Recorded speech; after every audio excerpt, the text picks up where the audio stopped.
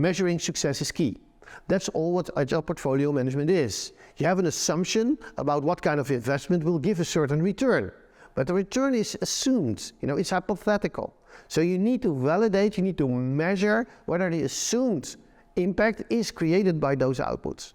So that means that at the heart of Agile portfolio management is validation and measurement. You want to get the information on the outcomes and feed that into your portfolio management process to see whether the assumptions are right, whether the hypotheses are confirmed or they have to be rejected. And if they have to be rejected, you have to stop the investment. So, defining for each epic into the portfolio management what the expected value is or what the definition of success is key. How you will measure it with two thresholds, an upper one and a lower one, because you do it up front, because then during the implementation you'll see if it's under the lower threshold, which means it's not a good investment, or when it's above the expected threshold, it means it's even giving more value, which means you might even scale it or use it elsewhere. So measurement is at the heart.